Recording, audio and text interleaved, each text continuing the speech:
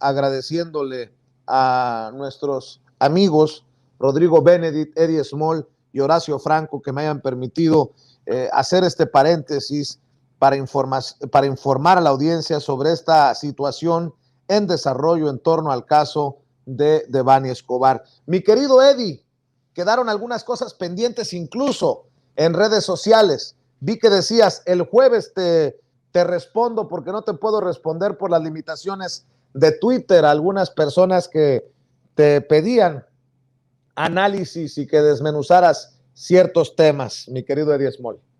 Bueno, sí, primero que nada, pues estaban sorprendidos porque yo hace una semana y media platiqué sobre lo que sucedería con las tasas y como tú sabes, el día de hoy sucedió lo que yo había previsto hace una semana y media. Ahí quedó por escrito, ahí debe estar por ahí el tweet con la fecha que fue hace semana y media. Y bueno, pues no es que yo sea adivino, me preguntan, oye, pero es que ¿por qué sí sabes? ¿Por qué siempre que dices que algo va por suceder, termina sucediendo? Le digo, pues porque me la paso analizando todas las variables, las métricas, el impacto que tienen tanto a nivel nacional como a nivel geopolítico y qué va a pasar con eso cuando se traduce a nivel económico. Y en este caso, pues era obvio, si finalmente está tan presionada la inflación globalmente, Estados Unidos tiene presionada su inflación, Estados Unidos lo que nunca hace la Fed subir y menos subir así de golpe como subió, pues lo lógico es que México lo tiene que seguir haciendo y no es porque digas lo lógico porque lo lógico, sino porque el agarrar y de alguna manera en un momento donde está tan presionada la inflación, si tú subes las tasas, a final de cuentas lo que consigues es mayor inversión y como tu peso sigue estando muy fuerte, o sea, nuestra moneda está fuerte, pues entonces se vuelve, vamos a llamarle un paraíso para atraer dinero para la inversión y para ahorradores. ¿Qué sucede con eso? Pues mira, ahí está el tweet precisamente, el que yo puse en su momento hace semana y media.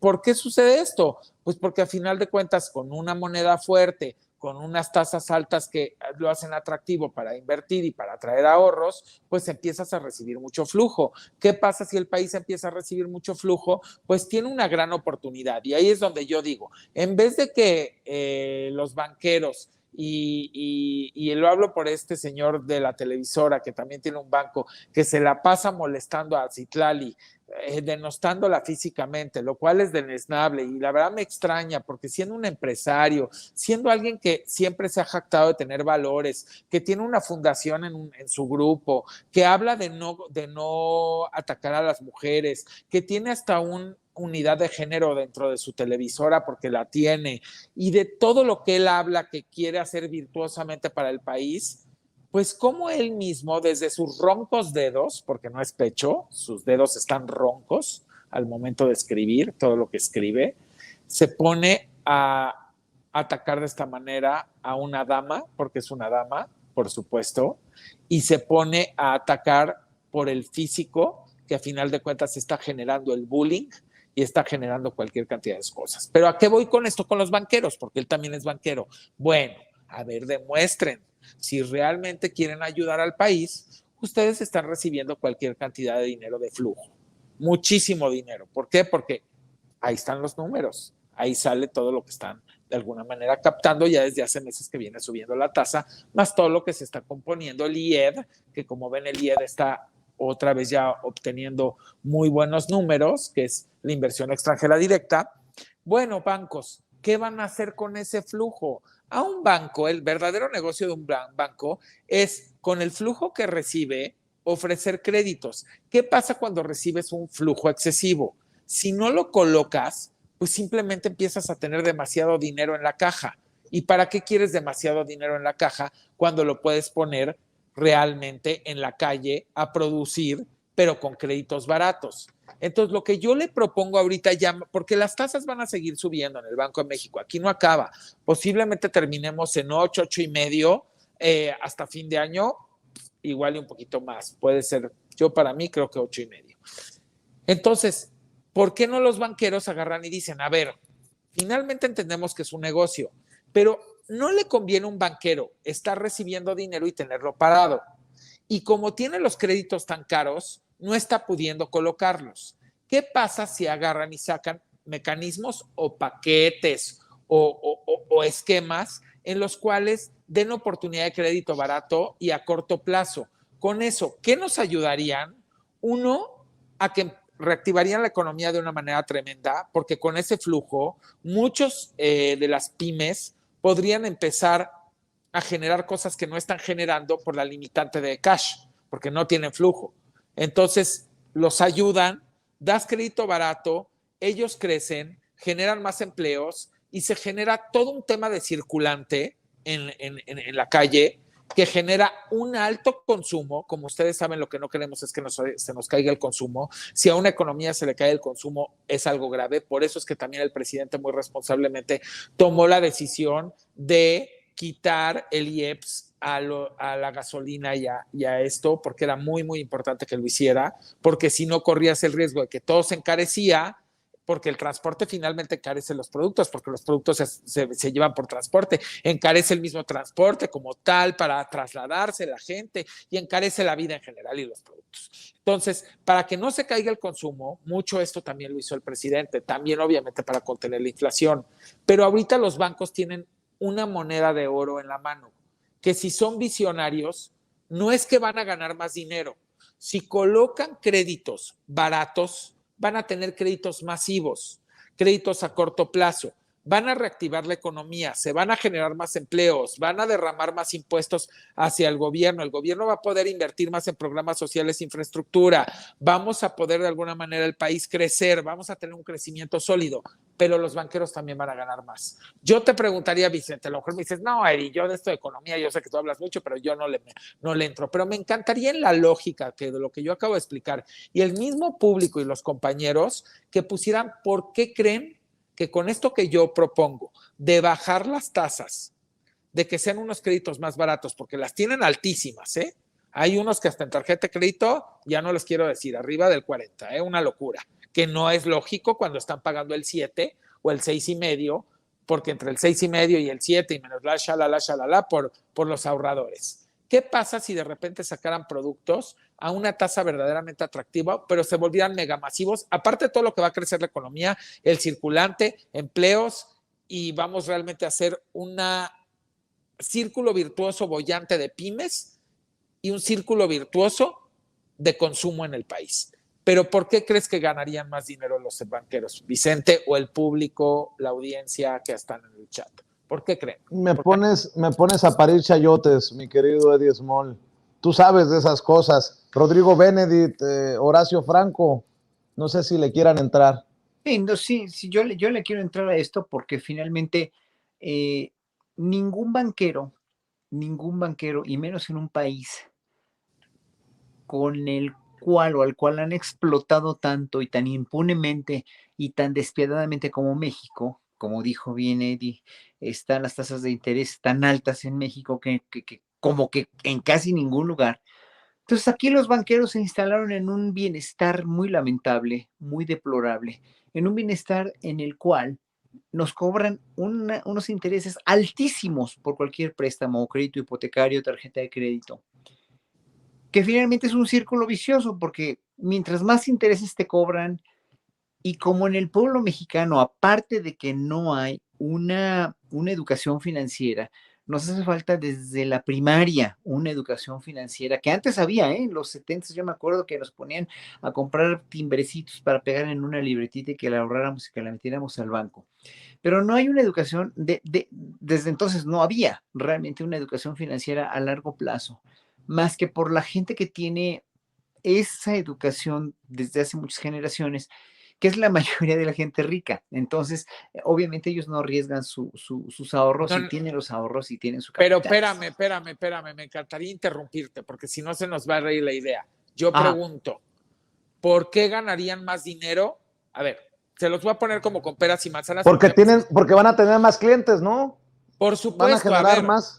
Sí, pero no les interesa tener más clientes. No, espérame, pero por eso hay que hablarles, por eso hay que decirles, porque hoy en día también la parte económica y también los banqueros están pensando fuera de la caja, y esto es mundialmente. Entonces, por el tema también de toda la crisis que hay, si tú como banquero estás recibiendo más flujo del que deberías de recibir, de ahorradores, porque estás pagando una tasa atractiva, te está llegando también ahorradores de fuera, tienes mucha lana parada, porque estás dando la tasa muy alta, de repente das tasas más bajas y pones ese dinero a trabajar y entonces resulta que tener 5 clientes a tasa alta, tienes 50,000 clientes a una tasa súper atractiva.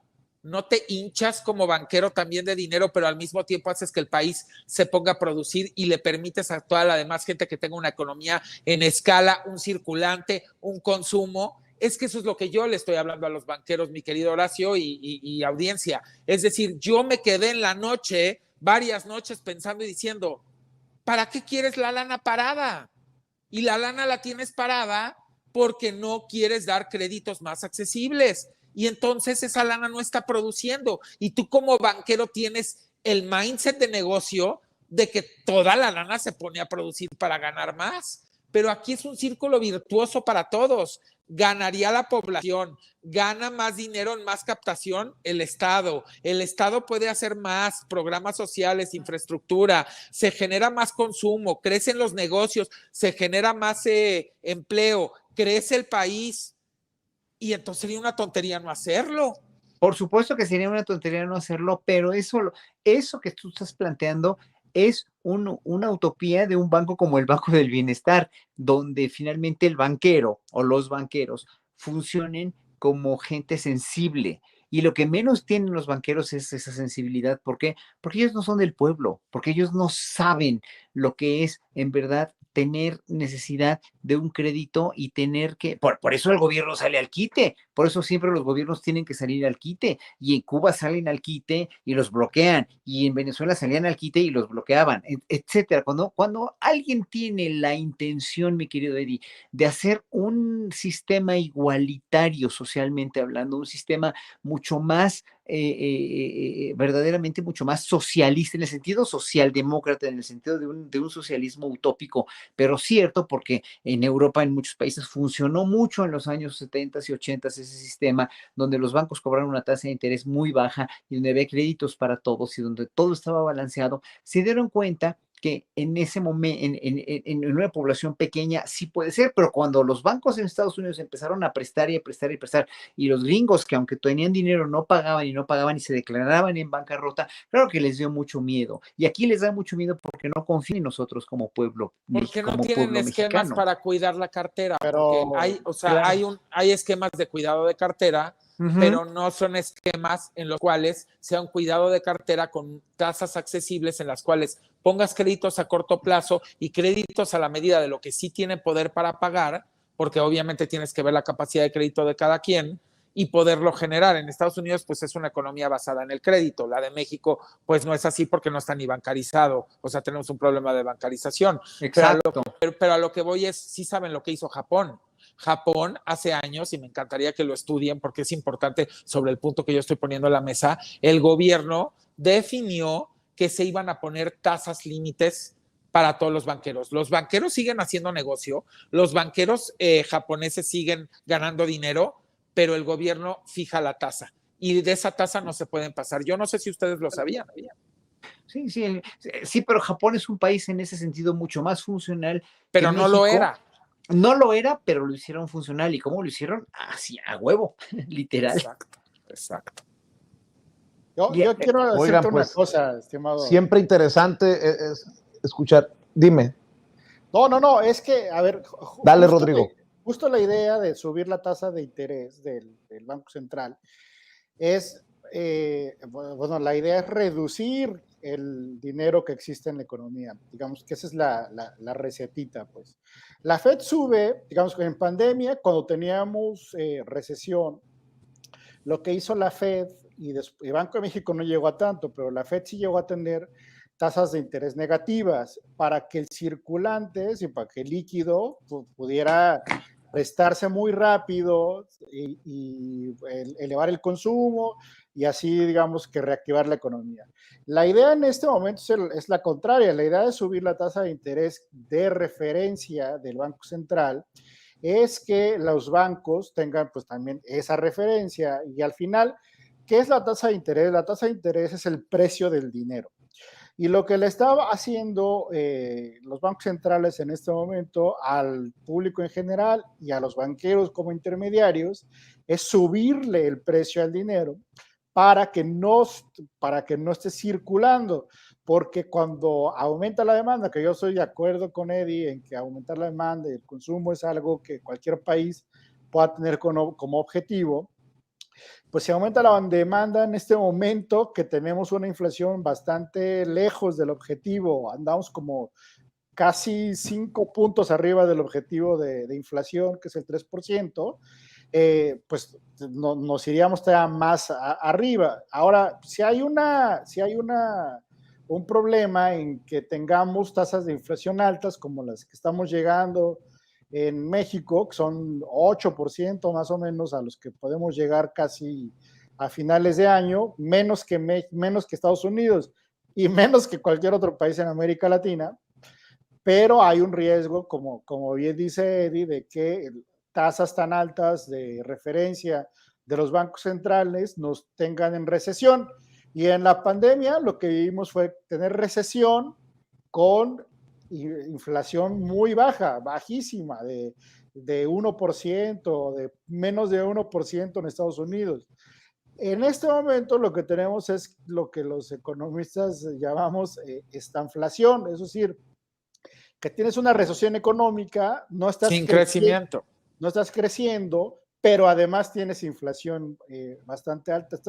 Hay una encrucijada ahí que el presidente además trata de resolver con política en temas de, pues no vamos a aumentar la demanda a través de este tipo de cosas, de bajar el precio del dinero, y presentó un plan la semana pasada para decir lo que sí vamos a hacer es aumentar la oferta, la disponibilidad, porque hay dos cosas en este momento que nos están pegando la inflación prácticamente. El precio de las energías y el precio de los alimentos. Y las dos cosas están controladas. Salió algo súper interesante recientemente de la OCDE, donde somos uno de los países pues, que menos potencia económica tiene dentro de ese club. Y tenemos la inflación energética más baja, pero 29 puntos abajo de Italia y 23 puntos debajo del promedio. Es espectacular. Y tenemos un poquito, que es como 3% arriba del promedio de la inflación alimentaria de todos estos países. Es decir, si eso no es un manejo macroeconómico espectacular de este gobierno. Responsable, hiperresponsable. No entiendo, o sea, ¿qué más piden? Pero lo que te quería yo decir, nada más quería yo dar un dato sobre lo que decía. Tú ponte a pensar por qué se te generó también este fenómeno inflacionario. O sea, el exceso de la economía americana que se puso a imprimir billetes en desmedido y todo lo que estuvo repartiendo de dinero en la pandemia es el efecto de lo que está sucediendo, muy aparte del desabasto, muy aparte de la falta de la producción que hubo en la pandemia, el exceso de impresión de billetes de los ciertos países y el exceso de repartición de dinero nos generaron este problema tan grave, y como nosotros somos vecinos de ese país que hizo todo eso, pues obviamente nos está sucediendo. ¿Qué pasa? Que aquí tenemos un presidente responsable, un presidente que le bajó, quitó el IEPS, en la pandemia recaudó más, controló de alguna manera, y por eso el peso está tan fuerte, y por eso ahorita México, digan lo que digan los analistas, yo se los digo, traigan el dinero a México. Es uno de los mejores países para ahorita tener la lana. Y no estoy hablando de choros. Podría pasarme 4 horas, por supuesto, en el programa, que no se puede, para explicarles el por qué y por qué Estados Unidos está a punto de tener un tema económico muy duro y muy fuerte, y por eso está agachando la cabeza con México. Porque aunque ustedes no lo crean, México, que sí puede ser el China latinoamericano junto con Latinoamérica, puede hasta apoyar a Estados Unidos. Ahorita Estados Unidos no tiene apoyo. No se les olvide que Estados Unidos no es un país petrolero. No tiene de dónde compensar su balanza. Aquí sí, aquí nos llega gasolina cara, pero estamos vendiendo el petróleo más caro. Ahí díganme qué. Tiene tantos factores Estados Unidos y la bolsa también, cuidado. Ahorita la lana se tiene que guardar en el banco, en ahorros justo en estas tasas. Ahorita no es para la bolsa, porque están viviendo un efecto ilusión y un efecto oasis en el desierto y van a ver. Ya no pude explicar más, en otro momento lo haré. Déjenme cerrar pidiendo la opinión del maestro Horacio Franco. Oye,